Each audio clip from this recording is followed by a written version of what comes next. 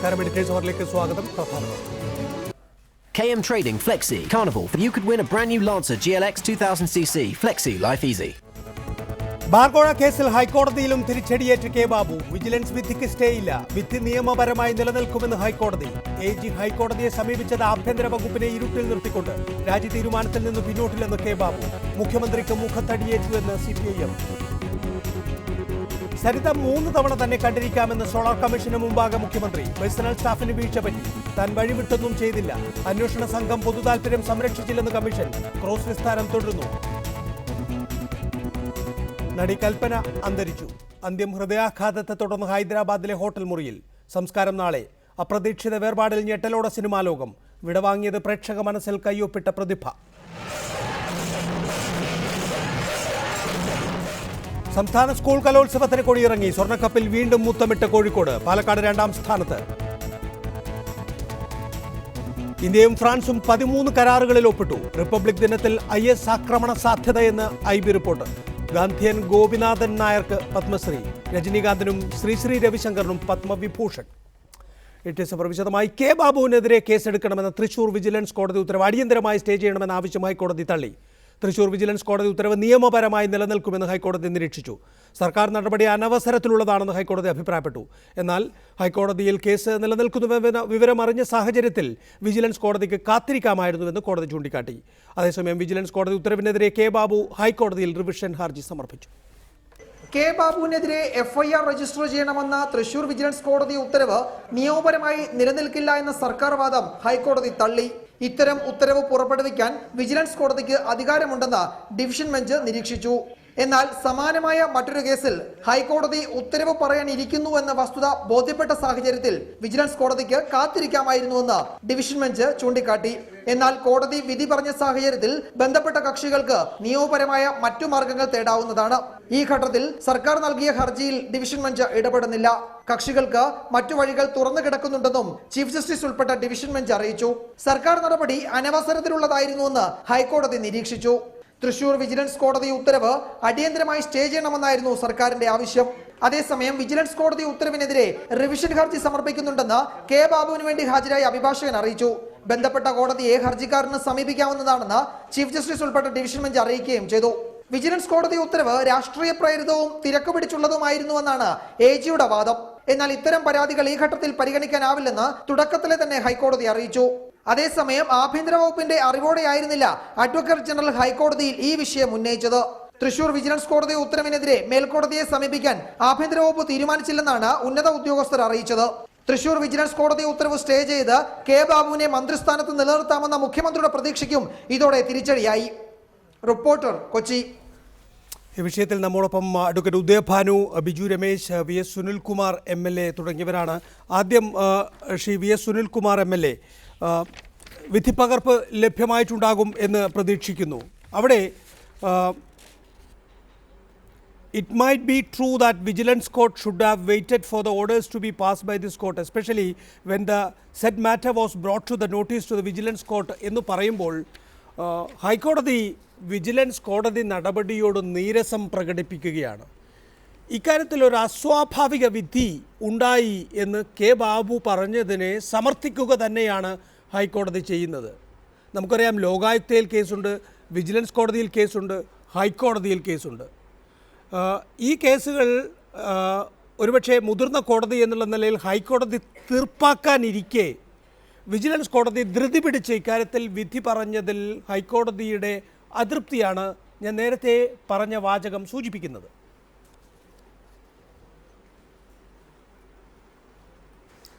നികേഷ്, ഇതിനകത്ത് ഹൈക്കോടതിയുടെ അതൃപ്തി വിധി പ്രഖ്യാപിച്ച വിധിയുടെ നിയമപരമായിട്ടുള്ള സാധുതയിലല്ല. കോടതി വിധി കോടതി എപ്പോഴും പരിശോധിക്കുന്നതിന്റെ നിയമപരമായ സാധുതയാണ്. മറ്റു കാര്യങ്ങൾ കോടതി ഒരു അതൃപ്തി പ്രകടിപ്പിച്ചെങ്കിലും നിയമവിരുദ്ധമായിട്ടുള്ള പ്രവർത്തനമല്ല ബഹുമാനപ്പെട്ട വിജിലൻസ് കോടതി നടത്തിയെന്ന് വ്യക്തമാക്കുകയുണ്ടായി. കോടതിക്ക് വേണമെങ്കിൽ കാത്തിരിക്കാമായിരുന്നു എന്ന് പറഞ്ഞു എന്ന് മാത്രം. പക്ഷേ ഇവിടെ പ്രധാനപ്പെട്ട പ്രശ്നം എന്താ, വിജിലൻസ് കോടതിയെ വാസ്തവത്തിൽ ഒരു ഊരാക്കുടുക്കിലേക്കാണ് ഗവൺമെന്റ് കൊണ്ടുവന്ന് എത്തിച്ചത്. കാരണം 9/12/2015 ഈ കോടതി, ബഹുമാനപ്പെട്ട വിജിലൻസ് കോടതി ക്വിക്ക് വെരിഫിക്കേഷൻ ഉത്തരവിട്ട് കഴിഞ്ഞാൽ നിലവിലുള്ള സുപ്രീം കോടതി വിധി അനുസരിച്ച് 45 ദിവസത്തിനകം ക്വിക്ക് വെരിഫിക്കേഷൻ പൂർത്തീകരിച്ചുകൊണ്ട് റിപ്പോർട്ട് കൊടുക്കേണ്ട വിജിലൻസ് അത് കൊടുക്കാതെ 23/1/2016 വീണ്ടും അത് നീട്ടി നൽകണം എന്നാവശ്യപ്പെട്ടുകൊണ്ട് ഈ കോടതിക്ക് മുൻപാകെ വന്നാൽ കോടതിക്ക് മുൻപാകെ ചെയ്യാൻ കഴിയാവുന്ന കാര്യം സുപ്രീം കോടതി വിധിക്ക് വിരുദ്ധമായി നീട്ടിക്കൊടുക്കുക എന്നുള്ളതാണ്. അങ്ങനെ ചെയ്താൽ സുപ്രീം കോടതി വിധിക്ക് എതിരായിരിക്കും. എന്നാൽ ഇവിടെ എഫ്ഐആർ ഇട്ട് കഴിഞ്ഞാൽ, ഇടണമെന്ന് ആവശ്യപ്പെട്ട് കഴിഞ്ഞാൽ, ബഹുമാനപ്പെട്ട ഹൈക്കോടതിക്ക് മുൻപാകെ നിലനിൽക്കുന്ന ഒരു കേസിനകത്ത് എഫ്ഐആർ ഇടേണ്ട ഔചിത്യവും അനൗചിത്യവും അതിനകത്ത് പ്രശ്നമായിട്ട് വരും. അതുകൊണ്ടാണ് എഫ്ഐആർ ഇടണമെന്ന് ഉത്തരവിടുമ്പോൾ തന്നെ അവസാനത്തെ പാരഗ്രാഫിൽ ബഹുമാനപ്പെട്ട ഹൈക്കോടതിയുടെ മുൻപാകെ നിലനിൽക്കുന്ന CBI എൻക്വയറിയുമായി ബന്ധപ്പെട്ട കേസിന്റെ വിധി ഈ വിധിയുമായി യാതൊരു രീതിയിലും തടസ്സമാകില്ല എന്ന് വ്യക്തമാക്കിക്കൊണ്ടാണ് ബഹുമാനപ്പെട്ട വിജിലൻസ് കോടതി ആ ഒരു വിധി പ്രസ്താവിച്ചത് എന്നുള്ളതുകൊണ്ട് നിയമവിരുദ്ധമല്ല എന്ന് ബഹുമാനപ്പെട്ട ഹൈക്കോടതി അതുകൊണ്ടാണ് പറഞ്ഞത്. അതിനകത്തുള്ള ഒരേ ഒരു കാര്യം, വേണമെങ്കിൽ വെയിറ്റ് ചെയ്യാമായിരുന്നുവെന്നാണ്. എന്നാൽ കോടതി അങ്ങനെ വെയിറ്റ് ചെയ്യുകയും ഇവർക്ക് നീട്ടിക്കൊടുക്കുകയും ചെയ്തു കഴിഞ്ഞാൽ ഭരണഘടനാ ബെഞ്ചിന്റെ വിധിയെ ലംഘിച്ചുകൊണ്ട് എങ്ങനെയാണ് ഒരു നീതി നടപ്പാക്കേണ്ട ഒരു കോടതിക്ക് എങ്ങനെയാണ് അതങ്ങനെ ചെയ്യാൻ കഴിയുക? അപ്പൊ തീർച്ചയായിട്ടും വിജിലൻസ് കോടതി ചെയ്തത് തെറ്റാണെന്ന് പറയാൻ കഴിയില്ല. നിയമപരമായി വളരെ സത്യസന്ധമായ ഒരു കാര്യമാണ് ചെയ്തത് എന്ന് കോടതി പറയുക മാത്രമല്ല, ഇന്ന് ഇംപ്രോപ്പറായി കാര്യങ്ങൾ ചെയ്ത ഗവൺമെന്റാണ്. ഇതിനകത്ത് ഒരിക്കലും ചെയ്യാൻ പാടില്ലാത്ത വിധത്തിൽ ഒരു സത്യവാങ്മൂലവുമായി അവിടെ വരികയും അത് തള്ളിക്കളയുകയും ചെയ്തു. എന്നിട്ട് ഉച്ചയ്ക്ക് ശേഷം സ്റ്റേ ഹർജിയുമായിട്ട് വന്നു. ആ സ്റ്റേ ഹർജിയും തള്ളിക്കളഞ്ഞു. അപ്പൊ ഗവൺമെന്റിന്റെ എല്ലാ നീക്കങ്ങളും 2 മണിക്കൂർ കൊണ്ട് KM മാണിയുടെ രാജി അംഗീകരിച്ച ഉമ്മൻചാണ്ടി എന്തുകൊണ്ടാണ് 2 ദിവസമായിട്ട് K ബാബുവിന്റെ രാജി അംഗീകരിക്കാതിരുന്നത്? അപ്പൊ നിയമത്തിന്റെ ചില പഴുതുകളിലൂടെ K ബാബുവിനെ ഇനിയും രക്ഷിച്ചെടുക്കാൻ വേണ്ടി ഉമ്മൻചാണ്ടി നടത്തിയിട്ടുള്ള കള്ളക്കളിക്ക് കിട്ടിയിരിക്കുന്ന ശക്തമായ തിരിച്ചടിയാണ് ഇന്ന് ബഹുമാനപ്പെട്ട ഹൈക്കോടതിയുടെ വിധിയിലൂടെ ഉണ്ടായിരിക്കുന്നത്. പക്ഷേ എ സുനിൽകുമാർ MLA, ഒരിക്കൽ കൂടി താങ്കൾ അതൊന്ന് പരിശോധിച്ച് നോക്കൂ. ആകെ തന്നെ നമുക്കറിയാം, ലോകായുക്തയിൽ കേസുണ്ട്, വിജിലൻസ് കോടതിയിൽ കേസുണ്ട്, ഹൈക്കോടതിയിൽ കേസുണ്ട്. 45 ദിവസത്തിനകം ക്വിക്ക് വെരിഫിക്കേഷൻ പൂർത്തിയാക്കി റിപ്പോർട്ട് സമർപ്പിക്കണമെന്നാണ് തൃശ്ശൂർ വിജിലൻസ് കോടതി പറഞ്ഞിട്ടുള്ളത്. എങ്കിലും അവിടെ വിജിലൻസ് അഭിഭാഷകന്റെ കയ്യിൽ വേണ്ടത്ര വിവരങ്ങളില്ലായിരുന്നു. കാരണം ഇവിടെ ഹൈക്കോടതിയിൽ പല രേഖകളും സമർപ്പിക്കേണ്ടി വന്നിരിക്കുന്നു, ലോകായുക്തയിൽ പല വിവരങ്ങളും സമർപ്പിക്കേണ്ടി വന്നിരിക്കുന്നു. ശരിയാണ്, അക്കാര്യത്തിൽ ഒരു വേഗതയുള്ള സമീപനം സർക്കാർ അല്ലെങ്കിൽ വിജിലൻസ് എടുത്തില്ല എന്ന തോന്നൽ കോടതിക്കുണ്ടായിരുന്നു. അതിൻ്റെ ഒരു ശകാരം മുഴുവൻ അഭിഭാഷകൻ കേട്ടു എന്നുള്ളത് ശരിയാണ്. പക്ഷേ എൻ്റെ വാദമാണ്, ഈ ഹൈക്കോടതിയിൽ ഇങ്ങനെ വലിയ തീർപ്പ് കൽപ്പിക്കാൻ ഇരിക്കുന്ന ഘട്ടത്തിൽ, അതിന്ന് ഹൈക്കോടതി വ്യക്തമാക്കുകയും ചെയ്തല്ലോ, വിജിലൻസ് കോടതി ആയിരുന്നില്ല പ്രാധാന്യത്തോടുകൂടി ഈ രേഖകളെല്ലാം കൊണ്ട് സമർപ്പിക്കേണ്ടത് എന്ന് ആ അഭിഭാഷകനും അല്ലെങ്കിൽ വിജിലൻസ് ഉദ്യോഗസ്ഥർക്കും തോന്നിയിട്ടുണ്ടാകാം. അതുതന്നെയാണ് ഇന്ന് ഇന്ന് ഹൈക്കോടതി പറഞ്ഞിട്ടുള്ളത്. ഹൈക്കോടതി ഇക്കാര്യത്തിൽ തീർപ്പ് കൽപ്പിക്കാനിരിക്കെ വിജിലൻസ് കോടതി ധൃതി പിടിച്ച് തീരുമാനം പറഞ്ഞത് ശരിയായില്ല എന്ന്.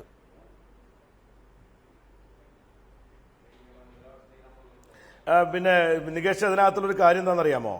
വിജിലൻസ് കോടതിയുടെ തീരുമാനം അവരുടെ ഈ 45 ദിവസം എന്ന അവരുടെ നിഷ്കർഷയല്ല, സുപ്രീം കോടതിയുടെ നിഷ്കർഷയാണ് 45 ദിവസം. ക്വിക്ക് വെരിഫിക്കേഷന് നിജപ്പെടുത്തിയിരിക്കുന്ന സമയം 45 ദിവസമാണ്. അതിനപ്പുറത്ത് ആർക്കും കൊടുക്കാൻ അവകാശമില്ല. രണ്ടാമത്തെ വിഷയം, പല സ്ഥലത്ത് കേസുണ്ടെങ്കിലും അന്വേഷിക്കുന്ന ഒരേ ഏജൻസിയാണല്ലോ. ഈ വിജിലൻസ് തന്നെയാണല്ലോ ഹൈക്കോടതിയിൽ FIR ഇടാൻ കേസില്ലെന്നുള്ളതിന്റെ സംബന്ധിച്ച വിശദമായ റിപ്പോർട്ട് ഒരു അഫിഡവിറ്റായി കൊടുത്തതും ഈ വിജിലൻസ് തന്നെയല്ലേ. ആ വിജിലൻസ് തന്നെ ഈ പറയുന്ന കോടതി ക്വിക്ക് വെരിഫിക്കേഷൻ ഉത്തരവിട്ടതിന് ശേഷമാണ് ഈ പറയുന്ന റിപ്പോർട്ട് ബഹുമാനപ്പെട്ട ഹൈക്കോടതിക്ക് മുമ്പാകെ കൊടുത്തിരിക്കുന്നത്. അപ്പൊ ക്വിക്ക് വെരിഫിക്കേഷനിലൂടെ കണ്ടെത്താൻ പോകുന്ന കാര്യം എന്താണ് എന്ന കാര്യം നേരത്തെ അവർ പ്രിലിമിനറി എൻക്വയറി എന്ന പേരിൽ നടത്തിയിരിക്കുന്ന എൻക്വയറി റിപ്പോർട്ടിന് നിഗമനമായിട്ട് എന്തിനാണ് ബഹുമാനപ്പെട്ട ഈ വിജിലൻസിന്റെ ഉദ്യോഗസ്ഥന്മാർ അവിടെ കൊണ്ട് കൊടുക്കേണ്ട കാര്യം എന്തായിരുന്നു? അപ്പൊ ഇതിനകത്ത് വിജിലൻസ് നടത്തിക്കൊണ്ടിരിക്കുന്ന ഇരട്ടത്താപ്പും കള്ളക്കളിയും അവരുടെ അയഞ്ഞ സമീപനവും വ്യക്തമായി ബോധ്യപ്പെട്ടതിന്റെ അടിസ്ഥാനത്തിലാണ് ശുഭിതമായി പല കാര്യങ്ങളും നീതിന്യായ വ്യവസ്ഥയെയും വിജിലൻസ് കോടതിയെയും ബഹുമാനിക്കാതെ എനിക്ക് താങ്കളിലേക്ക് മടങ്ങി വരേണ്ടതുണ്ട് മറ്റൊരു ഘട്ടത്തിൽ. ഇവിടെ ശ്രീ ബിജു രമേശ്, എന്തായിരുന്നു സർക്കാരിന്റെ ഇന്നത്തെ നീക്കം? വി എസ് സുനിൽകുമാർ ഹൈക്കോടതിയിൽ സമർപ്പിച്ച CBI അന്വേഷണം എന്ന ആവശ്യത്തിന്മേൽ വാദം കേട്ടുകൊണ്ടിരിക്കുന്ന ഘട്ടത്തിലാണ് ഒരു ഉപസത്യവാങ്മൂലവുമായി ഗവൺമെന്റ് ചെല്ലുന്നത്. ഹർജി ജഡ്ജിക്ക് നേരിട്ട് കൊടുക്കാനുള്ള ശ്രമം പോലും നടത്തുകയുണ്ടായി. നേരെ പോയി പ്രോപ്പർ ചാനലിലൂടെ വരൂ എന്ന് ആവശ്യപ്പെടുകയും ചെയ്തു. ഒരുപക്ഷെ ഇന്ന് ഗവൺമെൻറ്റിൻ്റെ ഈ നീക്കം വിജയിച്ചിരുന്നുവെങ്കിൽ K ബാബുവിൻ്റെ രാജി മുഖ്യമന്ത്രിക്ക് ഗവർണർക്ക് അയക്കേണ്ടി വരുമായിരുന്നില്ല. നമുക്കറിയാം, ടെലിവിഷൻ ചാനലുകളിലെ സ്ക്രോളിംഗ് കണ്ടിട്ടാണ് ഞാൻ ധാർമ്മികത മുൻനിർത്തി രാജി സമർപ്പിച്ചത് എന്നാണ് കെ ബാബു വാർത്താസമ്മേളനത്തിൽ പറഞ്ഞിരുന്നത്. തുടർച്ചയായി ആ വാദമാണ് ഉയർത്തിക്കൊണ്ടിരുന്നത്. അത്രയ്ക്കും ധാർമ്മികത തനിക്കുണ്ട്. ടെലിവിഷൻ ചാനലുകളിൽ സ്ക്രോളിംഗ് വന്നാൽ ഉടൻ ആ വിധിപ്പകർപ്പ് പോലും പഠിക്കാതെ രാജിവെക്കാനുള്ള ധാർമ്മികത ഞാൻ ഉയർത്തിപ്പിടിക്കുകയാണെന്ന് പറയുമ്പോൾ ഉമ്മൻചാണ്ടിക്കത് അങ്ങനെ സ്വീകരിക്കാൻ കഴിയുന്നില്ല എന്നുള്ള നില. ഇന്ന് കോടിയേരി ബാലകൃഷ്ണൻ പിന്നീട് വാർത്താസമ്മേളനം നടത്തി പറഞ്ഞത് കെ ബാബുവിൻ്റെ രാജി സ്വീകരിച്ചാൽ അല്ലെങ്കിൽ കെ ബാബുവിൽ തൃശ്ശൂർ വിജിലൻസ് കോടതി നിഷ്കർഷിച്ച രീതിയിലുള്ള അന്വേഷണം നടത്തുകയാണെങ്കിൽ, അതായത് കോടതിയുടെ നിരീക്ഷണത്തിലുള്ള വിജിലൻസ് അന്വേഷണം നടക്കുകയാണെങ്കിൽ കുടുങ്ങുക ഉമ്മൻചാണ്ടി ആയിരിക്കും എന്നാണ്. യഥാർത്ഥത്തിൽ ബിജു രമേശിന് അടക്കമുള്ള ബാർ ഉടമകളോട് ഉമ്മൻചാണ്ടി പറഞ്ഞത് കെ മാണിയെ ചെന്ന് കാണുക, കെ ബാബുവിനെ ചെന്ന് കാണുക, പി കെ കുഞ്ഞാലിക്കുട്ടിയെ ചെന്ന് കാണുക. ഇതിൽ പി കെ കുഞ്ഞാലിക്കുട്ടി അക്കാര്യം ഒരു ടെലിവിഷൻ ചാനലിനോട് തന്നെ സ്ഥിരീകരിച്ചു പറഞ്ഞിട്ടുണ്ട്. എന്നെ പണവുമായി ബാർ ഉടമകൾ വന്നു കണ്ടിരുന്നു, ഞാൻ അന്ന് ആ പണം സ്വീകരിച്ചിരുന്നുവെങ്കിൽ ഇപ്പോൾ എൻ്റെ സ്ഥിതി എന്താകുമായിരുന്നു എന്ന്. അപ്പോൾ ഉമ്മൻചാണ്ടിയാണ് ഇക്കാര്യത്തിൽ മുഖ്യ സൂത്രധാരൻ. ഈ അന്വേഷണം നടന്നാൽ ഉമ്മൻചാണ്ടിയിലേക്ക് കാര്യങ്ങൾ നീളും എന്നതുകൊണ്ടാണ് ഉമ്മൻചാണ്ടി ബാബുവിൻ്റെ രാജി സ്വീകരിക്കാത്തതെന്നൊക്കെയാണ് തട്ടിവിടുന്നത് കോടിയേരി ബാലകൃഷ്ണൻ. അത് സത്യവുമായി എന്തെങ്കിലും ബന്ധമുണ്ടോ ശ്രീ ബിജു രമേശ്?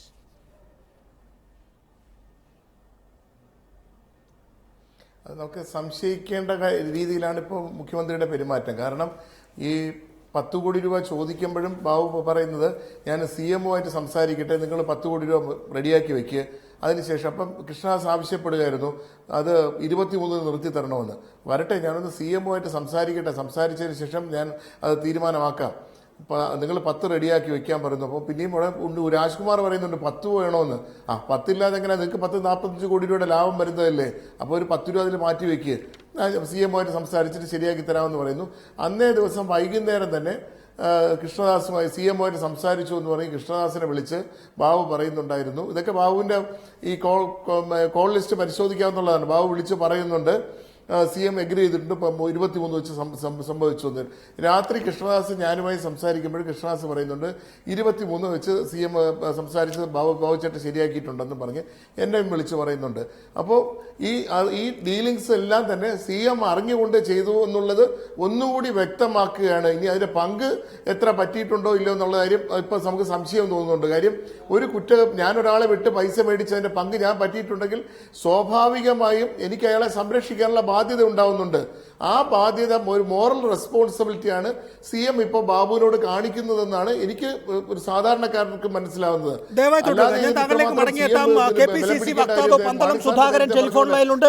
ശ്രീ പന്തളം സുധാകരൻ, ആഭ്യന്തരമന്ത്രി രമേശ് ചെന്നിത്തലയെ അറിഞ്ഞിട്ടാണോ ഇന്ന് advocate general VS Sunilkumar MLA യുടെ CBI അന്വേഷണം വേണം ബാർ കേസിൽ എന്ന ഹർജിയിൽ വാദം കേട്ടുകൊണ്ടിരിക്കെ ഉപഹർജിയുമായി പോയത്?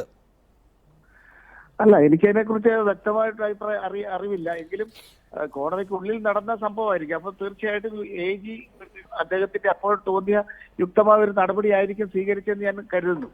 മാത്രമല്ല പിന്നീട് ചിലപ്പോൾ ആശയവിനിമയം ഗവൺമെന്റുമായിട്ട് നടത്തി കാണുമല്ലോ. മാത്രമല്ല ഗവൺമെന്റിനെ റെപ്രസെന്റ് ചെയ്യുന്ന ആളാണല്ലോ AG. അപ്പൊ അദ്ദേഹത്തിന്റെ വ്യക്തിപരമായ അഭിപ്രായം പറയാൻ പാടില്ല. അപ്പോൾ തീർച്ചയായും അദ്ദേഹം ഉചിതമായ തീരുമാനം, കോമൺ സെൻസ് ഉപയോഗിച്ച് കോടതിക്കുള്ളിൽ വെച്ചെടുത്ത തീരുമാനമാകാം എന്ന് ഞാൻ കരുതുന്നു.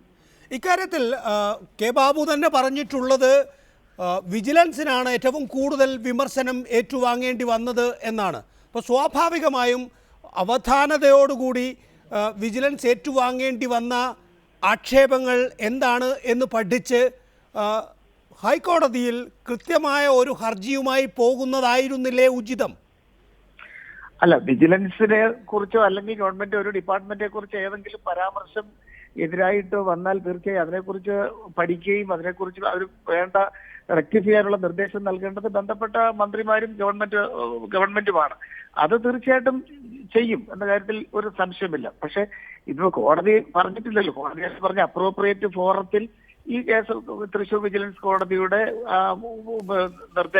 കോടതിയുടെ പരാമർശത്തെ ചോദ്യം ചെയ്യാം എന്ന് പറഞ്ഞു, സ്റ്റേ പെറ്റീഷൻ കൊടുക്കാമെന്നൊക്കെ പറഞ്ഞിട്ടുണ്ട്. പിന്നെ കോടതി മാറിപ്പോയി എന്നുള്ളതാണ് ഇവിടെ ഒരു അത്ഭുതമായി നമുക്ക് കാണുന്നത്. അതുകൊണ്ടാണല്ലോ ചർച്ച വാർത്തയായതെന്നാണ് എനിക്ക് തോന്നുന്നത്. അതല്ലാതെ അതിനകത്തൊരു അനൗചിത്യമുള്ളതായി എനിക്ക് തോന്നുന്നില്ല. മാത്രമല്ല, ശ്രീ ബാബുവിനെ വ്യക്തിപരമായി പരാമർശിക്കുന്നു, അദ്ദേഹം കുറ്റക്കാരനാണെന്നോ അല്ലെ കുഴപ്പക്കാരനാണെന്നുള്ള തരത്തിലുള്ള ഒരു പരാമർശവും കോടതി അറിയില്ല. പിന്നെ FIR-ന്റെ പേരിൽ രാജിവെക്കുന്ന ഒരു പാരമ്പര്യമൊന്നും കേരളത്തിൽ എവിടെയും രാജിവെക്കണം എന്ന് നിർബന്ധമില്ലല്ലോ. പിന്നെ ബാബു ഉന്നതമായ രാഷ്ട്രീയ മൂല്യങ്ങൾ ഉയർത്തിപ്പിടിക്കുന്ന ഒരു പൊതുപ്രവർത്തകൻ എന്നുള്ള നിലയിൽ അദ്ദേഹം എത്രയോ നാൾ മുമ്പ് പറഞ്ഞതാണ്, എന്നെക്കുറിച്ച് ഏതെങ്കിലും കോടതി പരാമർശം നടത്തി ഞാൻ ആ സമയത്ത് രാജിവെക്കുമെന്ന്.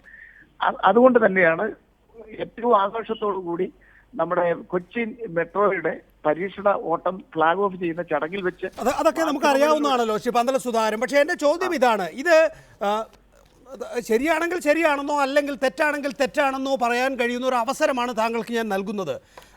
വിജിലൻസ് മന്ത്രി രമേശ് ചെന്നിത്തലയെ അറിഞ്ഞുകൊണ്ടാണോ ഇന്ന് ഹൈക്കോടതിയിൽ VS സുനിൽകുമാറിൻ്റെ ഹർജി പരിഗണിക്കുന്ന ഘട്ടത്തിൽ ജഡ്ജിമാർക്ക് നേരിട്ട് ഈ ഉപഹർജി നൽകുന്ന വിധത്തിലുള്ള ഒരു ആക്ഷനിലേക്ക് അഡ്വക്കേറ്റ് ജനറൽ പോയത്? അല്ല, അതിനെക്കുറിച്ച് ഒരു വ്യക്തമായ ഒരു അഭിപ്രായം പറയാൻ എനിക്ക് yes or no പറയാൻ ഇപ്പോൾ കഴിയില്ല. എന്തുകൊണ്ട് കഴിയില്ല? അല്ല, എനിക്ക് അതിനെക്കുറിച്ച് നേരിട്ട് യാതൊരു അറിവില്ല. രമേശ് ചെന്നിത്തലയുമായി സംസാരിക്കാൻ കഴിഞ്ഞിട്ടില്ല എന്നാണോ? അതെ. അങ്ങനെയാണെങ്കിൽ രമേശ് ചെന്നിത്തലയാണെങ്കിൽ അല്ലെങ്കിൽ രമേശ് ചെന്നിത്തലയുടെ ആഭ്യന്തര വകുപ്പ് ആണെങ്കിൽ സ്വാഭാവികമായും ഹൈക്കോടതിയിൽ എന്താണ് പ്രൊസീജിയർ എന്നുള്ള കാര്യത്തിൽ ഒരു വ്യക്തതയുള്ളയാളാണല്ലോ. ഏത് വഴിയാണ് ഹർജികൾ സമർപ്പിക്കേണ്ടത്, അത് ഏത് ബെഞ്ചിലാണ് സമർപ്പിക്കപ്പെടേണ്ടത് എന്നെ സംബന്ധിച്ച് വ്യക്തതയില്ലാത്ത ആളാണോ ആഭ്യന്തരമന്ത്രി, വിജിലൻസ് മന്ത്രി? അല്ലല്ല, വിജിലൻസ് മന്ത്രിയോ അല്ലെങ്കിൽ ഒരു മന്ത്രി അല്ലല്ലോ അവിടെ ഈ ഇത്തരം ഹർജി സമർപ്പിക്കേണ്ടത്, പെറ്റീഷൻ നൽകേണ്ടത്. അതിന് ചുമതലപ്പെടുത്തുന്ന അഭിഭാഷകരാണ്. ആ അഭിഭാഷകരാണല്ലോ അവരുടെ ഉത്തരവാദിത്വം നിർവഹിക്കേണ്ടത്. ഇത്തരം കാര്യങ്ങളിൽ മന്ത്രിമാർ ഇടപെടാറില്ല, ഇടപെടേണ്ട ആവശ്യമില്ല. അല്ല, മന്ത്രിമാർ ഇടപെടാറില്ല എന്ന് പറഞ്ഞാൽ മന്ത്രിമാരുടെ നിർദ്ദേശപ്രകാരമല്ലേ സ്വാഭാവികമായും ഈ പറയുന്ന അഭിഭാഷകരെല്ലാം കാര്യങ്ങൾ ചെയ്യുന്നത്? അത് തീർച്ചയായും ഗവൺമെന്റിന്റെ പോളിസിയാണല്ലോ മന്ത്രിമാർ പറയുന്നത്. ആ പോളിസിയുടെ അടിസ്ഥാനത്തിൽ വേണ്ട നിർദ്ദേശങ്ങൾ നൽകുന്നത് ഉദ്യോഗസ്ഥന്മാരാണ്. ശ്രീ പന്തല സുധാകരൻ, കഴിഞ്ഞ ദിവസം ടെലിവിഷൻ സ്ക്രോൾ കണ്ട് രാജിവെച്ചിരിക്കുകയാണ് മന്ത്രി. മന്ത്രിയെ രക്ഷിക്കുന്നതിന് വേണ്ടിയുള്ള ശ്രമം ഇക്കാര്യത്തിൽ നടത്തുന്നതിന് ഇന്നിപ്പോൾ ഹൈക്കോടതി അഡ്വക്കേറ്റ് ജനറൽ പറഞ്ഞതുപോലെ ഈ ഹർജി എൻ്റർടൈൻ ചെയ്യുകയും ബാബുവിനെതിരായ തൃശ്ശൂർ വിജിലൻസ് കോടതി വിധി സ്റ്റേ ചെയ്യുകയും ചെയ്തിരുന്നുവെങ്കിൽ ഉമ്മൻചാണ്ടിക്ക് ഗവർണർക്ക് അയച്ചു കൊടുക്കേണ്ടി വരുമായിരുന്നില്ല ബാബുവിൻ്റെ രാജി. അപ്പോൾ ബാബുവിനെ രക്ഷിക്കുന്നതിന് വേണ്ടി ഒരുപക്ഷെ വിജിലൻസ് മന്ത്രി പോലും അറിയാത്ത ഒരു ഇടപെടൽ ഉമ്മൻചാണ്ടിക്ക് നടത്തേണ്ടി വരുന്നത് എന്തുകൊണ്ടാണ്? അല്ല, ഒരിക്കലുമല്ല. കാര്യം ശ്രീ ബാബു തന്നെ ശക്തമായ ഭാഷയിൽ രാജി എന്ന് പറഞ്ഞതിന് ശേഷം പറഞ്ഞല്ലോ. ഇല്ല, ബാബു ശക്തമായ ഭാഷയെ പറയുന്നുണ്ട്, പക്ഷെ ഉമ്മൻചാണ്ടിക്ക് കൊടുക്കാൻ കഴിയുന്നില്ല. അതെന്തുകൊണ്ട്? അല്ല, അത് മുഖ്യമന്ത്രിയാണല്ലോ, മുഖ്യമന്ത്രിയുടെ പ്രൊറഗേറ്റീവ് ആണല്ലോ ഒരാളെ മന്ത്രിസഭയിൽ എടുക്കാനും മന്ത്രിസഭ നീക്കം ചെയ്യാനും രാജി സ്വീകരിക്കാനും ഒക്കെ ഉള്ള പരിപൂർണമായ ഭരണഘടനാപരമായ അധികാരം മുഖ്യമന്ത്രിക്ക് തന്നെയാണ്. അദ്ദേഹം ഉചിതമായ സമയത്ത് ഉചിതമായ തീരുമാനമെടുക്കും, പാർട്ടിയുമായി ചർച്ച ചെയ്യുമെന്നാണ് ഞാൻ മനസ്സിലാക്കുന്നത്. ദയവായി തുടർന്നും താങ്കൾ. അഡ്വക്കേറ്റ് ഉദയഭാനു, അഡ്വക്കേറ്റ് ജനറൽ മുഖ്യമന്ത്രിയുടെ കീഴിലാണ്. അപ്പോൾ സ്വാഭാവികമായും മുഖ്യമന്ത്രിയുടെ ഇംഗിതം എന്താണോ അതനുസരിച്ചാണ് അഡ്വക്കേറ്റ് ജനറൽ പ്രവർത്തിക്കുക. അവിടെ രമേശ് ചെന്നിത്തലയോ അല്ലെങ്കിൽ വിജിലൻസ് വകുപ്പോ ഇക്കാര്യങ്ങൾ അറിഞ്ഞു എന്നുള്ളത് ഉറപ്പുവരുത്തിയാൽ മാത്രം പോരെ അഡ്വക്കേറ്റ് ജനറലിനെ സംബന്ധിച്ചിടത്തോളം സമാന സ്വഭാവമുള്ള ഒരു കേസിൽ അദ്ദേഹത്തിന് ഹാജരാകേണ്ടി വരികയാണ്. അപ്പോൾ അദ്ദേഹത്തിൻ്റെ മുന്നിലുള്ള സമാന സ്വഭാവമുള്ളതും ഏറ്റവും കടുപ്പമേറിയതുമായ വിഷയം എന്ന് പറയുന്നത് തൃശ്ശൂർ വിജിലൻസ് കോടതിയുടെ ഉത്തരവാണ്. അത് ഒരു മന്ത്രിക്കെതിരെ FIR ഇട്ട് അന്വേഷണം നടത്താനുള്ള പ്രഖ്യാപനമാണ്. മാത്രമല്ല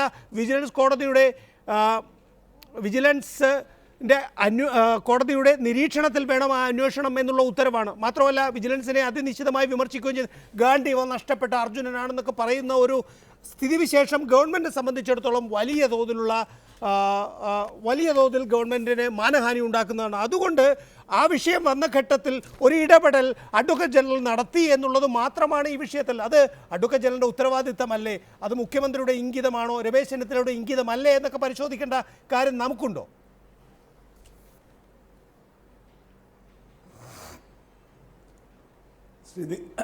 നികേഷ് പറയൂ, അഡ്വക്കേറ്റ് ഉദയഭാനുവിനോട് ചോദ്യം.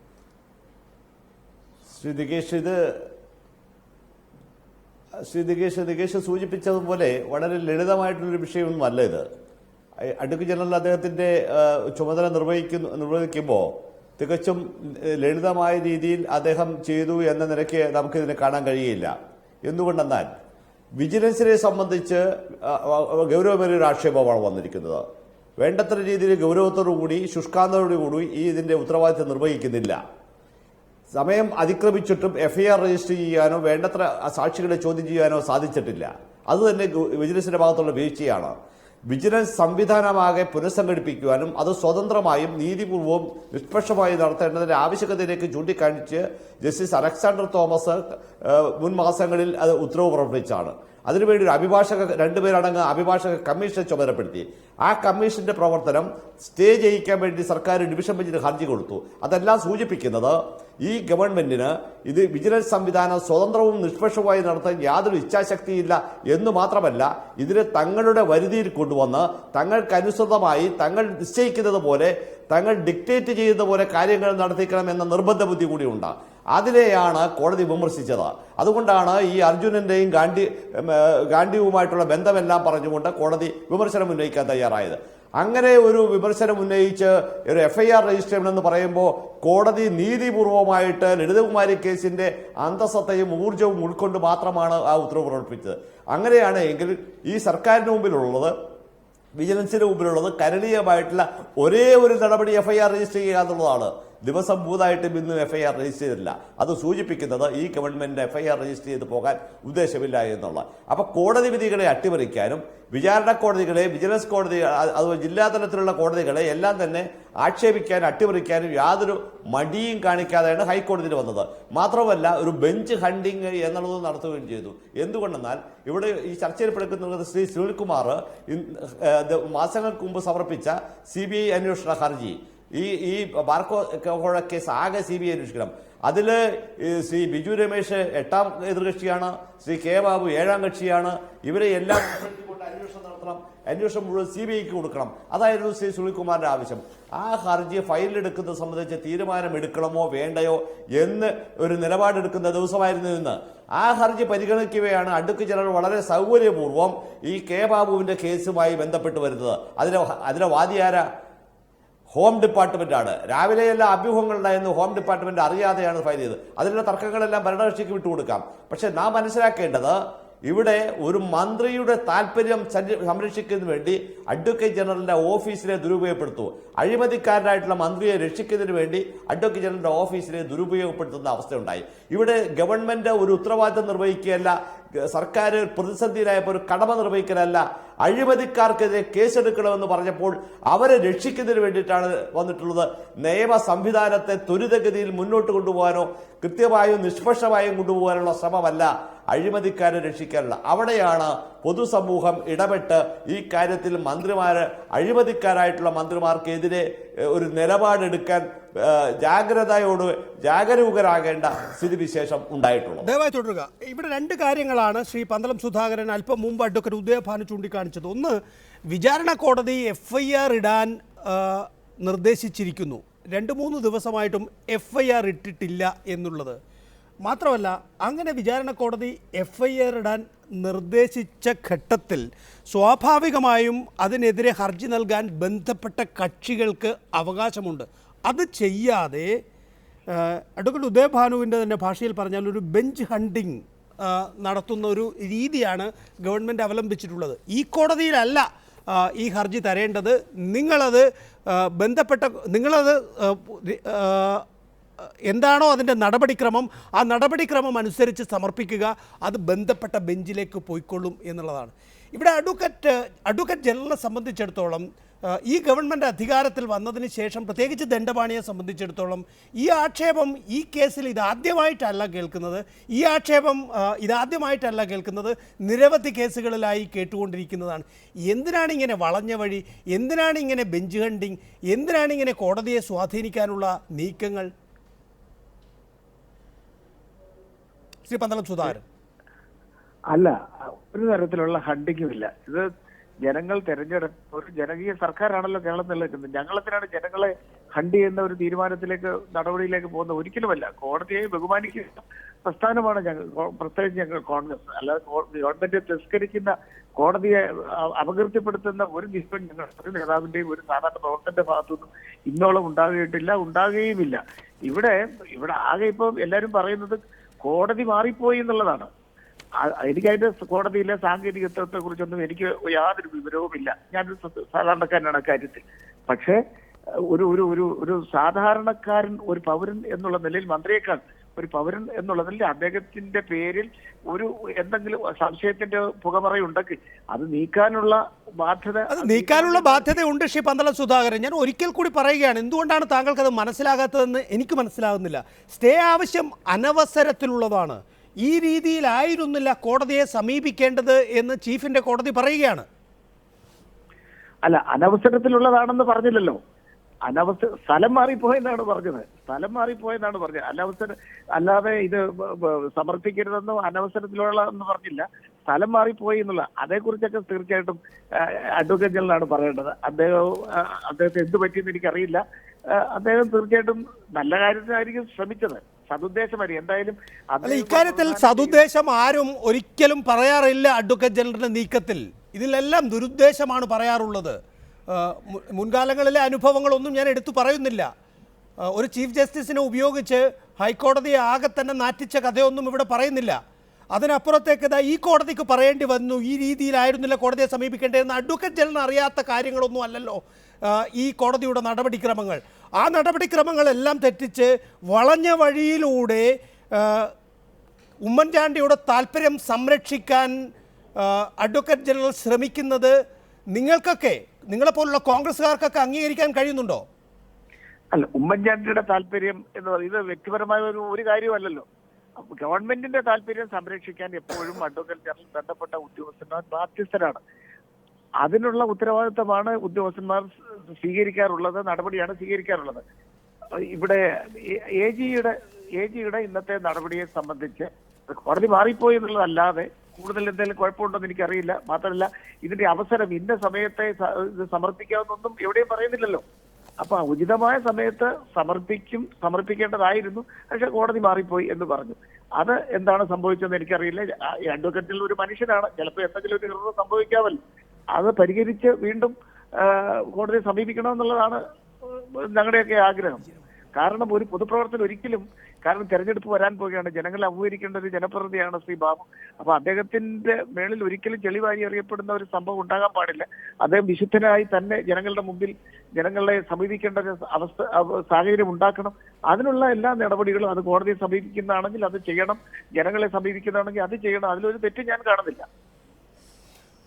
ശ്രീ വി എസ് സുനിൽകുമാർ, ഇക്കാര്യത്തിൽ എന്താണ് താങ്കൾക്ക് നൽകാനുള്ള, താങ്കളുടെ കേസ്, താങ്കൾ ഇന്ന് കോടതിയിൽ ഉണ്ടായിരുന്നോ? ഇപ്പോൾ പറയുന്ന വിധത്തിൽ അനവസരത്തിൽ എന്ന നിലയിലല്ല, ഈ കോടതിയിലായിരുന്നില്ല സമീപിക്കേണ്ടത് എന്ന് മാത്രമാണ് കോടതി പറഞ്ഞത് എന്നാണ് പന്തളം സുധാകരൻ വിശദീകരിക്കുന്നത്.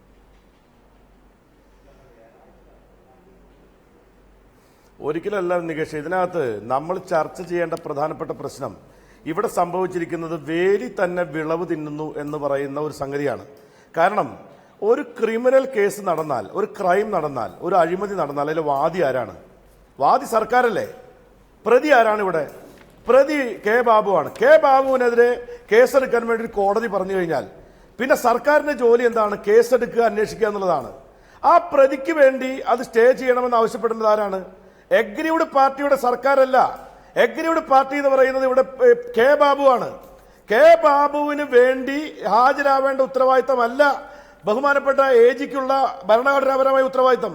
നീതിയും നിയമവും നടപ്പാക്കാൻ വേണ്ടി സർക്കാരിന് വേണ്ടി ഹാജരാവലാണ്. സർക്കാർ വാദിയാണെങ്കിൽ ആ കേസ് സ്റ്റേ ചെയ്യാതിരിക്കാൻ വേണ്ടി ഹാജരാവേണ്ട ആളാണ് A G. K Babu stay ചെയ്യണമെന്ന് പറഞ്ഞാലും ആ കേസ് സ്റ്റേ ചെയ്യാൻ പാടില്ല എന്ന് പറയേണ്ട ആളാണ് എ ജി. പക്ഷെ ഇവിടെ സംഭവിച്ചത് എന്താ? ഇവിടെ എ ജി ഒരു പ്രതിക്ക് വേണ്ടി ഹാജരാവാണ്. ഇവിടെ വിജിലൻസ് ആണ് പറയുന്നതെങ്കിൽ നമുക്ക് വേറെ ഒരു വാദഗതി പറയാം. പക്ഷെ അവിടെ ഗവൺമെന്റിന് വേണ്ടി ഇവിടെ വാദഗതി ഉന്നയിച്ചു എന്ന് പറയുന്നത് ഇംപ്രോപ്പർ എന്ന് പറയുന്നതിന്റെ കാരണം അദ്ദേഹം ഏതെങ്കിലും ഒരു തെറ്റായ കോടതിയിൽ പോയി എന്നുള്ളതല്ല, കക്ഷിക്ക് വേണ്ടി പോയി. എന്തുകൊണ്ടാണ് കെ ബാബു റിവിഷൻ പെറ്റീഷൻ കൊടുക്കാൻ കാരണം എന്താ ആഭ്യന്തര വകുപ്പ് കൊടുക്കാതിരുന്നത്? എന്താ വിജിലൻസ് കോടതി കൊടുക്കാതിരുന്നത്? എന്താ സർക്കാർ കൊടുക്കാതിരുന്നത്? കെ ബാബുവിനെ കൊടുക്കാൻ പറ്റൂ. കെ ബാബുവിനെ സ്റ്റേ വേണമെന്ന് ആവശ്യപ്പെടാൻ പറ്റൂ. ഗവൺമെന്റിന് എന്താണ് ഇതിന് കാര്യം? ഗവൺമെന്റിനകത്ത് വാദിയല്ലേ? ഗവൺമെന്റ് പ്രതിയാണോ? ഗവൺമെന്റിനെതിരെ എഫ്ഐആർ ഇടാൻ പറഞ്ഞിട്ടുണ്ടോ? ഇവിടെ കോടതി പറഞ്ഞിരിക്കുന്ന കെ ബാബു എന്ന് പറയുന്ന മന്ത്രി പദവി ഉപയോഗപ്പെടുത്തിക്കൊണ്ട് നടത്തിയിരിക്കുന്ന അഴിമതി എന്ന് പറയുന്നത് സൊസൈറ്റിക്കെതിരായ ക്രൈമാണ്. ആ ക്രൈം നടത്തിയിരിക്കുന്ന വ്യക്തിക്കെതിരായി എഫ്ഐആർ ഇടാൻ വേണ്ടി ഒരു കോടതി പറഞ്ഞു കഴിഞ്ഞാൽ ആ കോടതി വിധി അനുസരിക്കേണ്ടതിന് പകരം കോടതി വിധിയെ സ്റ്റേ ചെയ്യാൻ വേണ്ടി AG പോയി എന്ന് പറഞ്ഞാൽ ഇതിനേക്കാൾ വലിയ അസംബന്ധം. വാസ്തവത്തിൽ AG രാജിവെക്കണം. AG തുടരാൻ അവകാശമില്ല അദ്ദേഹത്തിന്. ബഹുമാനപ്പെട്ട ദണ്ഡപാണി മോശക്കാരനായ വക്കീലല്ല. അദ്ദേഹം ഇന്ന് ചെയ്തിരിക്കുന്ന തെറ്റ് നീതിന്യായ വ്യവസ്ഥയോടും നിലനിൽക്കുന്ന എല്ലാ നിയമങ്ങളെ ലംഘിച്ചുകൊണ്ട് യാതൊരു നാണവും മാനമില്ലാതെ ഒരു പ്രതിക്കെതിരായ കേസ് സ്റ്റേ ചെയ്യാൻ വേണ്ടി കോടതിക്ക് മുമ്പാകെ വന്നപ്പോ കോടതി ഇത്രയേ പറഞ്ഞുള്ളൂ എന്ന് മാത്രമേ പറയേണ്ടുള്ളൂ. ഹൈക്കോടതിയിലേക്ക് വരട്ടെ. റിവിഷൻ പെറ്റീഷൻ വരുന്നുണ്ടല്ലോ. റിവിഷൻ പെറ്റീഷനിൽ കോടതിയിൽ ബാബുവിന് വേണ്ടി ദണ്ഡപാണിക്ക് ഹാജരാകാൻ പറ്റുമോ? കെ ബാബുവിന് വക്കീൽ വെക്കണം. വക്കീൽ വെച്ച് വാദിക്കണം. ഉമ്മൻചാണ്ടിക്കെതിരെ കേസ് വന്നാൽ, ഉമ്മൻചാണ്ടി ഒരു ക്രൈം ചെയ്താൽ, ഉമ്മൻചാണ്ടി അഴിമതി നടത്തിയാൽ അഡ്വക്കേറ്റ് ജനറൽ ഹാജരാവേണ്ടത് ഉമ്മൻചാണ്ടിയുടെ വക്കീൽ ഹാജരാവണം. അതിന് പകരം 3 ദിവസമായി എഫ്ഐആർ ഇടുന്നില്ല. എഫ്ഐആർ ഇടാതിരിക്കുന്നു എന്ന് മാത്രമല്ല, അഡ്വക്കേറ്റ് ജനറൽ കോടതിയിൽ വന്നതുകൊണ്ട് എഫ്ഐആർ റദ്ദാക്കണം, പിന്നെ ഇടുന്ന സ്റ്റേ ചെയ്യണമെന്ന് പറഞ്ഞാൽ ഞാൻ ചോദിക്കുന്നത് ഇവിടെ ഇത് വെള്ളരിക്കപ്പെട്ടതാണോ? ഇവിടെ നീതിന്യായമൊന്നുമില്ലേ? എന്നിട്ട് പന്തള സുധാകരനെ പോലെയുള്ള മാന്യന്മാർ വന്ന് പറയാണ് ഒരു ചെറിയ തെറ്റ് മാത്രമേ പറ്റിയിട്ടുള്ളൂ എന്ന് പറഞ്ഞാൽ അത് അംഗീകരിച്ചു കൊടുക്കാൻ പറ്റുന്ന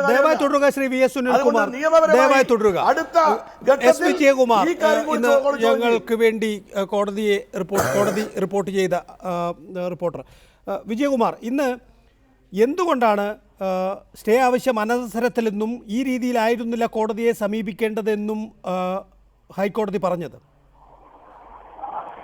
ഇന്ന് രാവിലെ കോടതി ഇത്തരം ഒരു കേസ് പരിഗണിക്കുന്ന കാര്യം കോടതിയുടെ പരിഗണനാ വിഷയങ്ങളിൽ ഒരിടത്തും ഉണ്ടായിരുന്നില്ല. ഇത്തരം ഒരു ആവശ്യം കോടതിയിൽ സർക്കാർ ഉന്നയിച്ചിരുന്നുമില്ല. കേസിൽ CBI അന്വേഷണം ആവശ്യപ്പെട്ട നൽകിയ ഒരു ഹർജിയിൽ ഒരു ഇടക്കാല ഉത്തരവായിരുന്നു കോടതി ഇന്ന് പറയാനായിരുന്നത്. കെ ബാബുവിന് എതിരായ കേസ് CBIക്ക് കൈമാറണമെന്നായിരുന്നു സുനിൽകുമാർ MLA ആവശ്യം. ആ ആവശ്യത്തിനുള്ള ഇടക്കാല ഉത്തരവായിരുന്നു ഇന്ന് രാവിലെ കോടതി പോസ്റ്റ് ചെയ്തിരുന്നത്. ചീഫ് ജസ്റ്റിസ് ഉൾപ്പെട്ട ഡിവിഷൻ ബെഞ്ചിന് മുൻപാകെ 213ാമത്തെ ഐറ്റമായി ആ കേസ് ലിസ്റ്റ് ചെയ്തിരുന്നു. അതിൽ കോടതി ഇടക്കാല ഉത്തരവ് പറഞ്ഞു കെ ബാബുവിനും ബിജു രമേശിനും നോട്ടീസ് അയക്കാനും ഹർജി ഫയൽ സ്വീകരിക്കാനുമായിരുന്നു ഉത്തരവ്. ആ ഉത്തരവ് ഉടനെ ജനറൽ KT രണ്ടാമത് എഴുതുകയും തിരുവനന്തപുരം വിജിലൻസ് കോടതി ഇത്തരം ഒരു ഉത്തരവ് പുറപ്പെടുവിച്ചിട്ടുള്ള കാര്യം കോടതിയെ അറിയിക്കുകയും ചെയ്തു. ആ ഘട്ടത്തിൽ കോടതി പറഞ്ഞത് തൃശൂർ വിജിലൻസ് കോടതി ഉത്തരവിനോട് നിങ്ങൾക്ക് നിയമപരമായ വിയോജിപ്പുണ്ടെങ്കിൽ അത് നിയമപരമായി ചലഞ്ച് ചെയ്യണം. ഈ ഘട്ടത്തിൽ ഇവിടെയല്ല ഉന്നയിക്കേണ്ടത് എന്ന് കോടതി വ്യക്തമാക്കി. അതിന് 2 കാരണമുണ്ട്. ഒന്ന്, സാധാരണ വിജിലൻസ് കോടതികളുടെ ഉത്തരവുകൾക്കെതിരെ വരുന്നത് റിവിഷൻ ഹർജികളാണ്. ഈ റിവിഷൻ ഹർജികൾ ഒരിക്കലും ചീഫ് ജസ്റ്റിസ് ഡിവിഷൻ ബെഞ്ചിന് മുൻപാകെ അല്ല പരിഗണിക്കുന്നത്. അത് മറ്റൊരു ബെഞ്ചിലാണ് പരിഗണിക്കുന്നത്. ആ ബെഞ്ചിലാണ് അപേക്ഷ സമർപ്പിക്കേണ്ടത്. അങ്ങനെയാണ് അതിന്റെ നടപടിക്രമം. മറ്റൊന്ന്, ഈ കേസിൽ ഈ വിഷയം പരാമർശിക്കേണ്ട കാര്യമൊന്നും ഇതിൻ അടിസ്ഥാനത്തിലാണ് കോടതി സർക്കാരിന് വ്യക്തതയാണ്. എനിക്ക് തോന്നുന്നു ശബ്ദം തകരാറിലായെന്ന് തോന്നുന്നു. ശ്രീ പന്തള സുധാകരൻ, ശ്രീ VS സുനിൽകുമാർ അത് വളരെ ശക്തമായി തന്നെ പറഞ്ഞു. കെ ബാബുവിനെതിരെ കേസെടുത്തത് വിജിലൻസ് ആണ്. വിജിലൻസ് എന്നാൽ സർക്കാരാണ്. സർക്കാർ അഭിഭാഷകനായ അഡ്വക്കേറ്റ് ജനറൽ തന്നെ സർക്കാരിൻ്റെ ഏജൻസിയായ വിജിലൻസിന് എതിരെ കോടതിയിൽ പറയുന്ന ഒരു സാഹചര്യം ഒഴിവാക്കേണ്ടതായിരുന്നില്ലേ? അല്ല, ഇവിടെ നമ്മുടെ റിപ്പോർട്ടർ ജയകുമാർ തന്നെ കോടതി നടന്ന കാര്യങ്ങളിലൂടെ നേരിട്ടുള്ള ആ ദൃക്സാക്ഷി എന്നുള്ളതല്ലേ അദ്ദേഹം ഇവിടെ വിശദീകരിച്ചല്ലോ. അതിൽ ഒരു തെറ്റ് ഞാൻ കാണുന്നില്ല. കാരണം ഇത് സർക്കാരുമായിട്ടൊരു ഗൂഢാലോചന നടത്തിയോ അല്ലെങ്കിൽ സർക്കാർ ഏതെങ്കിലും സമ്മർദ്ദം ചെലുത്തിയോ AGയെ കൊണ്ട് പറയിപ്പിച്ചൊന്നും അല്ലല്ലോ. സതുദ്ദേശത്തോടു കൂടി തന്നെ AG അവിടെ. എന്താണ് ഇതിലൊരു സതുദ്ദേശം? ശ്രീ സുനിൽകുമാർ ചൂണ്ടിക്കാണിച്ച വസ്തുത താങ്കൾക്ക് ബോധ്യമാകുന്നില്ലേ ശ്രീ പന്തളം സുധാകരൻ? കെ ബാബുവിനെതിരെ കേസെടുത്തത് വിജിലൻസ് ആണ്. കെ ബാബുവിനെതിരെ വിജിലൻസ് കേസെടുക്കുന്നു. അപ്പോൾ വിജിലൻസ് കേസെടുക്കുമ്പോൾ സർക്കാരാണ് കെ ബാബു എന്ന ഒരു മന്ത്രിക്കെതിരെ കേസെടുക്കുന്നത്. അപ്പോൾ സ്വാഭാവികമായും കെ ബാബുവിന് ഈ ആവശ്യത്തിലൊരു റിട്ട് ഹർജി നൽകണമെങ്കിൽ കെ ബാബു സ്വന്തം അഭിഭാഷകനെയും കൊണ്ടാണ് ഹൈക്കോടതിയിൽ എത്തേണ്ടത്. പക്ഷേ വന്നതോ സർക്കാർ അഭിഭാഷകൻ. അല്ല, രണ്ടും രണ്ടായിട്ട് കാണണം. ഞാൻ മനസ്സിലാക്കുന്നത്, എന്റെ അറിവ് ശരിയാണെന്ന് അറിയില്ല, ശ്രീ ബാബു അദ്ദേഹത്തിന്റെ സംബന്ധിച്ച കേസ് നടത്തുന്നതിന് വേണ്ടി അഭിഭാഷകരെ നിയോഗിച്ചിട്ടുള്ളതായിട്ടാണ് എനിക്കറിയുന്നത്. അല്ല അത് ഈ സംഭവ വികാസങ്ങൾ കഴിഞ്ഞതിന് ശേഷം റിട്ട് ഹർജി നൽകാൻ ബാബു തീരുമാനിക്കുകയായിരുന്നു. അതിനു മുമ്പ് ഇത് ചുളുവിൽ നേടിയെടുക്കാൻ കഴിയുമോ എന്ന് അഡ്വക്കേറ്റ് ജനറൽ ഹൈക്കോടതിയിൽ ശ്രമിച്ചു. അങ്ങനെയൊന്നുമല്ല. ബഹുമാനപ്പെട്ട കോടതി തന്നെ പറഞ്ഞതിന്റെ അടിസ്ഥാനത്തിൽ തന്നെയാണ് AG ആക്ട് ചെയ്തത്. അപ്പൊ അദ്ദേഹത്തെ തെറ്റുകാരനാണെന്ന് പറയാൻ കഴിയില്ല. കോടതി എങ്ങനെ? കോടതി തന്നെയാണല്ലോ പറഞ്ഞത്. ഇതിനെക്കുറിച്ച് നിങ്ങൾ സ്റ്റേ പെറ്റീഷൻ കൊടുക്കുന്നുണ്ടോ എന്നൊക്കെ കോടതിയല്ലേ ചോദിച്ചത്. അങ്ങനെ അല്ല, നിങ്ങൾക്ക് വേണമെങ്കിൽ സ്റ്റേ പെറ്റീഷൻ കൊടുക്കാം, റിട്ട് ഹർജി നൽകാം എന്ന് പറയുകയും അതിനനുസരിച്ച് കെ ബാബു നേരായ മാർഗത്തിലൂടെ റിട്ട് ഹർജി നൽകുകയും ഒക്കെ ചെയ്തിട്ടുണ്ട്. പക്ഷേ ഇക്കാര്യത്തിൽ അഡ്വക്കേറ്റ് ജനറലിന്റെ ഇടപെടൽ ശരിയാണ് എന്ന് താങ്കൾ വിശ്വസിക്കുന്നുണ്ടോ? അല്ല, ഞാൻ അതിനകത്ത് തെറ്റ് കാണുന്നില്ല. അഡ്വക്കേറ്റ് ജനറൽ ഒരിക്കലും അദ്ദേഹം പ്രതിനിധാനം ചെയ്യുന്ന ഗവൺമെന്റിലെ ഒരു മന്ത്രിയോ അല്ലെങ്കിൽ ഗവൺമെന്റിനെയോ ടാർണിഷ് ചെയ്യുന്ന ഒരു നീക്കത്തിനും അതാണ്. അഡ്വക്കേറ്റ് ഉദയഭാനു, താങ്കൾക്ക് ഹൈക്കോടതിയിൽ ദീർഘകാലത്തെ പരിചയമുണ്ടല്ലോ. ഈ ഗവൺമെന്റിന്റെ ഭാഗമാണ് മന്ത്രി. ആ മന്ത്രിയെ ഏതെങ്കിലും തരത്തിൽ ടാർണിഷ് ചെയ്യുന്ന എന്തെങ്കിലും ആരോപണം ഉണ്ടെങ്കിൽ അഡ്വക്കേറ്റ് ജനറലിന് അക്കാര്യത്തിൽ ഇടപെടാം.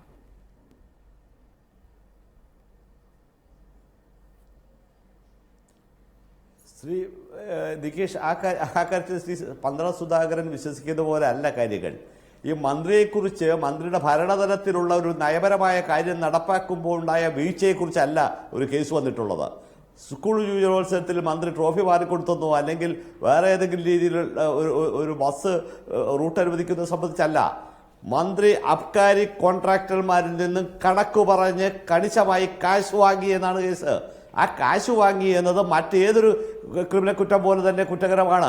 കായംകുളം കൂച്ചുണ്ടി ചെയ്ത കുറ്റവും ശ്രീ കെ ബാബു ചെയ്ത കുറ്റവും ക്രിമിനൽ കുറ്റം തന്നെയാണ്.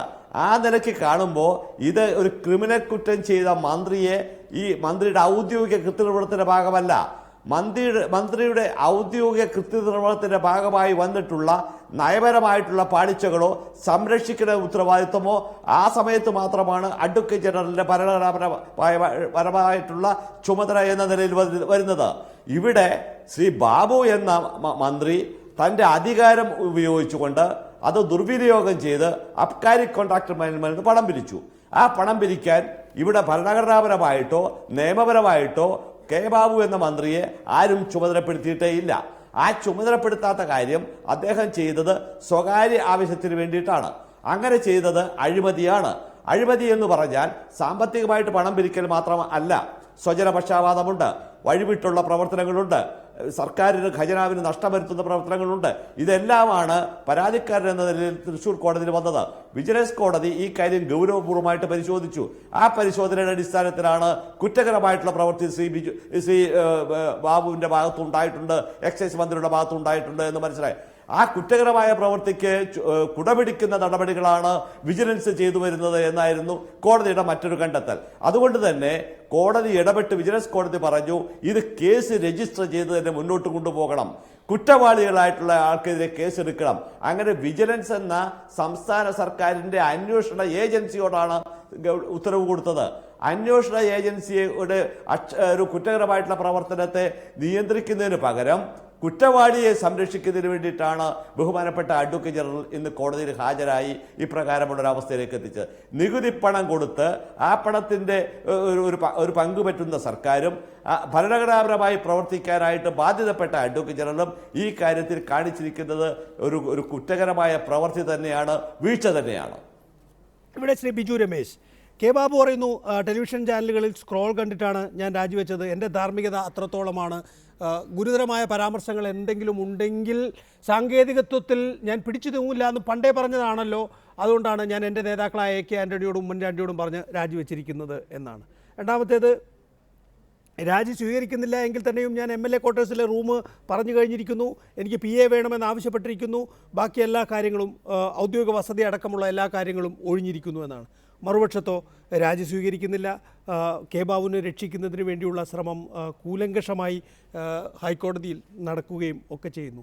ഇവിടെ നമുക്ക് അങ്ങനെ കാണാം, അതായത് കെ ബാബു ഒരു കോൺഗ്രസ് മന്ത്രിയാണ്, നിയമസഭാ തെരഞ്ഞെടുപ്പ് 2 മാസത്തിനപ്പുറത്താണ്. 2 മാസത്തിനപ്പുറത്തേക്ക് നിയമസഭാ തെരഞ്ഞെടുപ്പ് നടക്കുമ്പോൾ അവിടെ ഒരു പ്രചാരണം ഒഴിവാക്കുന്നതിന് വേണ്ടി മുഖ്യമന്ത്രിയുടെയും എ ഗ്രൂപ്പിൻ്റെയും ഭാഗത്തു നിന്നുള്ള ഒരു ശക്തമായ ഇടപെടൽ എന്ന നിലയിൽ അതിനെ കണ്ടാൽ നമുക്കൊരു വൃത്തത്തിലാക്കാൻ കഴിയും കാര്യങ്ങൾ.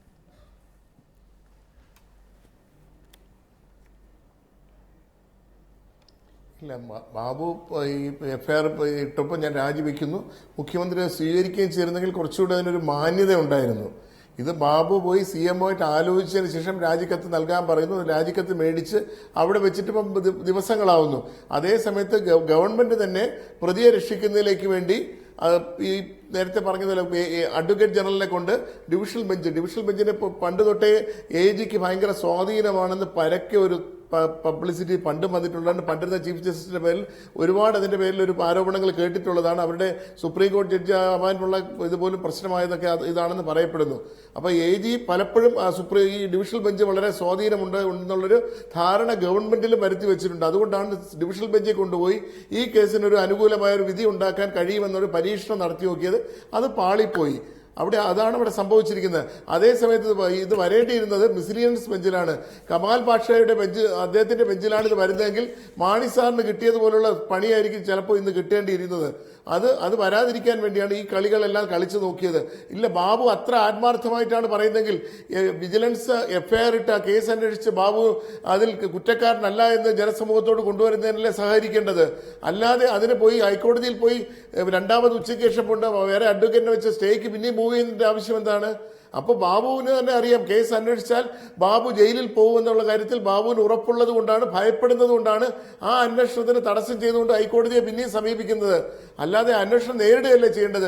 ഏതൊരു അന്വേഷണത്തെയും നേരിടാൻ തയ്യാറാണെന്ന് മുഖ്യമന്ത്രിയും ബാബുവും ഒക്കെ നേരത്തെ വെല്ലുവിളിച്ചല്ലോ. അപ്പൊ അവരുടെ കൈകളിൽ സംവിധാനം ഇരുന്നപ്പോൾ, അവരുടെ നിയന്ത്രണത്തിലായിരുന്നപ്പോൾ വെല്ലുവിളിച്ചു. ഇപ്പൊ വിജിലൻസ് കോടതിയുടെ നിരീക്ഷണത്തിലാണ് അന്വേഷണം നടക്കാൻ പോകുന്നത്. അപ്പൊ വിജിലൻസ് കോടതിയുടെ നിരീക്ഷണത്തിൽ അന്വേഷണം നടത്തി കഴിഞ്ഞാൽ വിജിലൻസ് DGPക്ക് അതിനകത്ത് റോളൊന്നും ഇല്ലാത്ത അവസ്ഥ എത്തുകയാണെങ്കിൽ കേസ് ചാർജ് ചെയ്യപ്പെടുകയും കുറ്റം വിജിലൻസ് കോടതിയുടെ നിരീക്ഷണവും അവരുടെ നിയന്ത്രണവും കൂടി വന്നു കഴിഞ്ഞാൽ കുറ്റം തെളിയിക്കപ്പെടുമെന്നുള്ള വസ്തുത വന്നപ്പോഴാണ് ഇപ്പൊ ഭയപ്പാട് തുടങ്ങിയത്. ഈ ഭയപ്പാടിൽ ബാബു പ്രതിയാവുമെങ്കിൽ ആ മറ്റ് പൈസകൾ എവിടെ പോയി എന്നുള്ള അന്വേഷണം വരാൻ സാധ്യതയുണ്ട്. ഈ 25 കോടിയുടെ മറ്റു കോടികളെ കൂടി അന്വേഷണം വന്നു കഴിഞ്ഞാൽ മറ്റ് പല പ്രമുഖരായിട്ടുള്ള മന്ത്രിമാരും കുടുങ്ങും എന്നുള്ള അവസ്ഥ എത്തിയത് കൊണ്ടാവാം അവർ ഗവൺമെന്റിന്റെ കേസായിട്ട് തന്നെ ഇതെടുത്തുകൊണ്ട് ഈ കുറ്റവാളിയും ഈ അഴിമതിക്കാരനെയും സംരക്ഷിക്കുന്നതിലേക്ക് വേണ്ടി ഗവൺമെന്റ് വാദിയാവേണ്ട സ്ഥലത്ത് ഗവൺമെന്റ് പ്രതിക്ക് വേണ്ടി വാദിക്കുന്ന ഒരു അവസ്ഥയിലേക്ക് എത്തിയത് വളരെ വേദനാജനകമാണ്. ഇത് കേരളത്തിലെ ജനങ്ങളോട് തന്നെ കാണിക്കുന്ന ഒരു വെല്ലുവിളി പോലെയാണ്. നിയമത്തെ എങ്ങനെയും മറികടക്കുന്ന രീതിയിലേക്ക് ഈ അഴിമതിക്കാരെ എങ്ങനെയും സംരക്ഷിക്കും, അവർക്ക് അഴിമതി നടത്താനുള്ള അധികാരം ജനങ്ങൾ പതിച്ചു നൽകിയിരിക്കുന്ന രീതിയിലാണ് ഇപ്പോൾ ഇവിടുത്തെ കാര്യങ്ങൾ സംവിധാനം. അതിനോട് എങ്ങനെയാണ് ബിജു രമേശ് പറയുന്നത് താങ്കൾ കേട്ട് കാണുമല്ലോ. ഇവിടെ അതാണ് പ്രധാനപ്പെട്ട വിഷയമായി കോടിയേരി ബാലകൃഷ്ണനും ഇന്ന് വാർത്താ സമ്മേളനത്തിൽ ഉയർത്തി കാണിക്കുന്നത്. അതായത് ഇല്ലിക്കാടിന്റെ വിധിയിൽ തന്നെ പറയുന്നുണ്ട് ഈ ബാർ ഉടമകൾ ലീഗൽ ഫണ്ടായി പിരിച്ചിട്ടുണ്ട്. ഇവിടെ ഇരിക്കുന്ന ബിജു രമേശ് മാത്രമല്ല, എലഗൻസ് ബിനോയ് അടക്കമുള്ള ബാർ ഉടമകൾ ആവർത്തിച്ച് പറയുന്ന ഒരു കാര്യമുണ്ട്. 3 ലക്ഷം മുതൽ 5 ലക്ഷം രൂപ വരെ ഓരോ ബാർ ഉടമകളിൽ നിന്നും പിരിച്ചിട്ടുണ്ട് എന്ന്. നമുക്കറിയാം 750 ബാറുകൾ ഈ സംസ്ഥാനത്തുണ്ടായിരുന്നു. അങ്ങനെ 750 ബാറുകളിൽ നിന്ന് 3 ലക്ഷം മുതൽ 5 ലക്ഷം വരെ, ബിജു രമേശ് ഇപ്പോൾ പറയും 8 ലക്ഷം രൂപ വരെ പിരിച്ചിട്ടുണ്ട് എന്ന്. എന്തായാലും 5 ലക്ഷം രൂപ വരെ മാത്രം കണക്ക് കൂട്ടിയാൽ തന്നെ അത് ഏതാണ്ട് 15 മുതൽ 25 കോടി രൂപ വരെ വരും. ഇവിടെ ആകെയുള്ള കണക്ക്, അഴിമതി ആരോപണത്തിൽ തന്നെയുള്ള ആകെയുള്ള കണക്കെന്ന് പറയുന്നത് 1 കോടി രൂപ മാണി സാറിന് കൊടുത്തു. ബിജു രമേശ് പറയുന്നു 50 ലക്ഷം രൂപ ഞാൻ കെ ബാബുവിന് കൊണ്ടു കൊടുത്തു എന്നാണ്. ബാക്കി കിടക്കുന്നു 10 കോടിയോ അല്ലെങ്കിൽ 15 കോടിയോ അല്ലെങ്കിൽ 25 കോടിയോ ഒക്കെ തന്നെയും.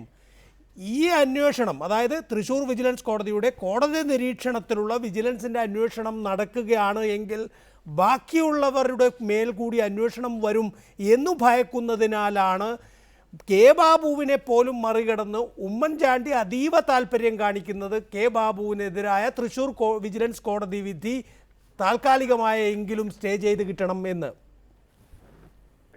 അല്ല, ഞാൻ ശ്രീ ബിജു രമേശ് പറഞ്ഞത് എനിക്ക് കേൾക്കത്തില്ല. ഞാൻ പറഞ്ഞല്ലോ, അത് മുഴുവൻ ഞാൻ പറഞ്ഞു. അല്ല, പക്ഷെ ഇത് തന്നെ പുള്ളി എത്ര മാസങ്ങളായിട്ട് ആവർത്തിച്ചുകൊണ്ടിരിക്കുന്ന കാര്യമാണ്. കാര്യം കൈക്കൂലി കൊടുക്കുന്നത് ഭാഗം ഒരേപോലെ കുറ്റകരമാണെന്നാണല്ലോ നമ്മുടെ ഒരു നീതിന്യായ വ്യവസ്ഥയിൽ പറയുന്നത് തന്നെ. അപ്പൊ അതുകൊണ്ട് അത്തരം കാര്യങ്ങൾ ബഹുമാനപ്പെട്ട കോടതിയുടെ നിരീക്ഷണത്തിന്റെ അന്വേഷണം നടക്കട്ടെ. ഞാനൊരു കാര്യം വ്യക്തമാക്കാൻ ആഗ്രഹിക്കുന്നു. ഞങ്ങളുടെ മന്ത്രിമാർ, പ്രത്യേകിച്ച് ഇപ്പൊ രാജി സമർപ്പിച്ചിരിക്കുന്ന കെ ബാബു 100% നിരപരാധിയാണ് ഞങ്ങൾ ഉറച്ചു വിശ്വസിക്കുന്നു. കാരണം അദ്ദേഹത്തിന്റെ പ്രവർത്തന പാരമ്പര്യവും അദ്ദേഹത്തിന്റെ സ്വഭാവവും വിഷയത്തിൽ തൊടുന്നില്ല ശ്രീ പന്തളം സുധാകരൻ താങ്കൾ. അതുകൊണ്ട് ഞാൻ ദയവായി സുനിൽകുമാറിലേക്ക് പോവുകയാണ്. ശ്രീ സുനിൽകുമാർ, ഇവിടെയാണ് CBI അന്വേഷണം ആവശ്യം താങ്കൾ ഉന്നയിക്കുന്നത്. അവിടെ ഒരു പ്രധാനപ്പെട്ട വിഷയമുണ്ട്. അതായത് ഇപ്പോൾ തുടരന്വേഷണ റിപ്പോർട്ട് ഇല്ലിക്കാടൻ്റെ മുമ്പിലുണ്ടല്ലോ. ആ തുടരന്വേഷണ റിപ്പോർട്ട് സമർപ്പിച്ചിരിക്കുന്നത് ബിജു രമേശ് പറയുന്നത് 5-ാം തീയതി റിപ്പോർട്ട് സമർപ്പിച്ചു എന്നാണ് സുകേശൻ പറയുന്നത്. പക്ഷേ 7-ാം തീയതി തൻ്റെ ഓഫീസിൽ വന്ന് വിശദ പരിശോധന നടത്തിയിട്ടുണ്ട്. അപ്പോൾ 5-ാം തീയതി സമർപ്പിച്ചത് സുകേശൻ്റെ റിപ്പോർട്ടല്ല, മറ്റാരോ ആണ് ആ റിപ്പോർട്ട് എഴുതിയിരിക്കുന്നത് എന്നാണ് പറയുന്നത്. മാത്രമല്ല ബാർ ഉടമകളുടെ ഒന്നും മൊഴി എടുത്തിട്ടില്ല, അവർ വന്നില്ല, എടുത്തില്ല എന്ന് പറഞ്ഞു. നേരത്തെ ഇല്ലിക്കാടൻ്റെ വിധിയിൽ തന്നെ പറയുന്നുണ്ട് ഈ പറയുന്ന കാര്യങ്ങളെല്ലാം തന്നെ ബാർ ഉടമകളിൽ നിന്ന് എത്ര പണം പിരിച്ചു അത് സംബന്ധിച്ച് വിശദമായ അന്വേഷണം നടത്തണം, അതൊന്നും പരിശോധിക്കില്ല. താങ്കളുടെ CBI അന്വേഷണം വരികയാണ് എങ്കിൽ ഈ കാര്യങ്ങളൊക്കെയാണ് പരിശോധിക്കപ്പെടുമെന്നാണോ താങ്കൾ ആഗ്രഹിക്കുന്നത്? തീർച്ചയായിട്ടും ഇത് CBI എൻക്വയറി വേണമെന്ന് പറയാൻ കാരണം CBIയെ പറ്റി പല അഭിപ്രായങ്ങളൊക്കെ ഉണ്ടായേക്കാം. പക്ഷേ നമ്മുടെ രാജ്യത്ത് ഇന്ന് നമുക്ക് ആശ്രയിക്കാൻ കഴിയുന്ന ഒരു ഏജൻസി, ഒരു കേന്ദ്ര ഏജൻസി CBI മാത്രമാണ്. അല്ലാതെ അമേരിക്കയുടെ ഏജൻസി അന്വേഷിക്കണമെന്നൊന്നും നമുക്ക് പറയാൻ കഴിയില്ല, CIA അന്വേഷിക്കണമെന്ന് പറയാൻ പറ്റില്ല. ഇവിടുത്തെ പ്രശ്നം എന്താണ്? ഇന്ന് നടന്നിരിക്കുന്ന കാര്യം ഞാനിവിടെ നേരത്തെ വിശദീകരിച്ചാണ്. വേലി തന്നെ വിളവ് തന്നെയാണ്. AG പോലും പ്രതിക്ക് വേണ്ടി ഹാജരാവാണ്. നിയമവ്യവസ്ഥ പ്രതിക്ക് വേണ്ടി നിൽക്കുന്ന സ്ഥിതിവിശേഷം, പ്രോസിക്യൂഷൻ എന്ന് പറയുന്ന സംവിധാനം, പോലീസ് സംവിധാനം, വിജിലൻസ് സംവിധാനം പൂർണ്ണമായിട്ടും പ്രതികളെ സംരക്ഷിക്കാൻ നിൽക്കുകയാണ്. മന്ത്രിസഭയും ഗവൺമെന്റ് സംവിധാനങ്ങളും ഈ കേസ് തേച്ചുമാച്ചുകളെ നിൽക്കുകയാണ്.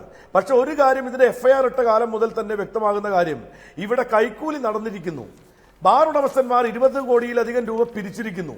ആ തുക എവിടെ പോയി എന്ന് അന്വേഷിച്ച് കണ്ടെത്തണമെന്ന് FIR-ൽ തന്നെ പറഞ്ഞിരിക്കുന്ന ഒരു കേസാണ് ഈ കേസ്. എന്ന് മാത്രമല്ല, ആ കേസിന്റെ പല ഘട്ടങ്ങളിൽ ഫാക്ച്വൽ റിപ്പോർട്ടിൽ ഉൾപ്പെടെയുള്ള കാര്യങ്ങളിൽ നിരവധി നിഗൂഢതകൾ നിലനിൽക്കുന്നു.